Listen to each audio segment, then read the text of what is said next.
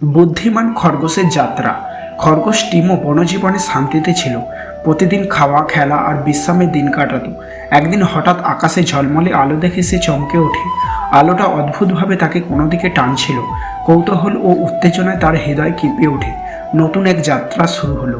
পরদিন ভোরে টিমো আলোটি অনুসরণ করে বনের ভেতর ঢুকে পড়ে। হঠাৎ সে দেখে গাছের ফাঁকে এক ছায়ামূর্তি নড়ছে। টিমো লুকিয়ে পড়ে। ছায়াটি একদৃষ্টে কোথাও তাকিয়েছিল। টিমোর মন ভরে ওঠে রহস্য আর ভয় মেশানো এক অনুভবে। পথে দেখা হয় এক চতুর শেয়ালের সঙ্গে। শেয়াল মিষ্টি করে কথা বলে তাকে অন্য পথে চালাতে চায়, কিন্তু টিমো বুঝে ফেলে শিয়ালের চালাকিপনা। সে বুদ্ধি খাটিয়ে শিয়ালের ফাঁদ থেকে নিজেকে রক্ষা করে এবং ঠিক পথেই এগিয়ে যায়। এক উঁচু গাছের ডালে বসেছিল এক পরিযায়ী পাখি। পাখি টিমোকে থামিয়ে বলে, সামনে ভয়ঙ্কর গুহা, সাবধান হও।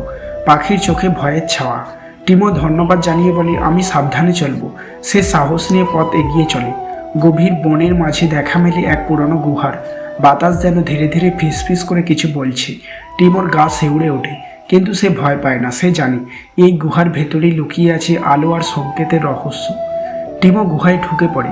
ভেতরে অন্ধকার, কিন্তু দেয়ালে খোদাই করা চিহ্ন আর মানচিত্র দেখতে পায়। সেখানে লেখা ছিল, যে সত্য চায় সে ভয় না পেয়ে এগিয়ে যাবে। টিমো বুঝে যায় এটি তার বুদ্ধির চূড়ান্ত পরীক্ষা। গুহার ভেতরে টিমোর দেখা হয় দুই প্রাণীর সঙ্গে, একজন সাপ, অন্যজন কাঠবিড়ালি। কাঠবিড়ালি সাহায্য করতে যায়, কিন্তু সাপ মিথ্যা পথ দেখায়। টিমো তীক্ষ্ণ দৃষ্টিতে বুঝে ফেলে কে আসল বন্ধু, কে প্রতারক। সে ঠিক সিদ্ধান্ত নেয়। টিমো পৌঁছে যায় এক গোপন কক্ষে। সেখানে ছিল এক ধাঁধা। তুমি যদি সত্য জানো তবে বলো, আলো কোথা থেকে আসে? টিমো ভাবে, তারপর উত্তর দেয়, ভেতরের বিশ্বাস থেকে। সঙ্গে সঙ্গে কক্ষ আলোয় ভরে ওঠে। আলোয় ভেসে আসে এক পুরনো খরগোশের আত্মা, যে বলছিল, আমি তোমার পূর্বপুরুষ, সত্য জানার সাহস তোমাকে দিয়েছি, বনকে রক্ষা করো। টিমো বিস্মিত হয়ে শোনে সব কথা।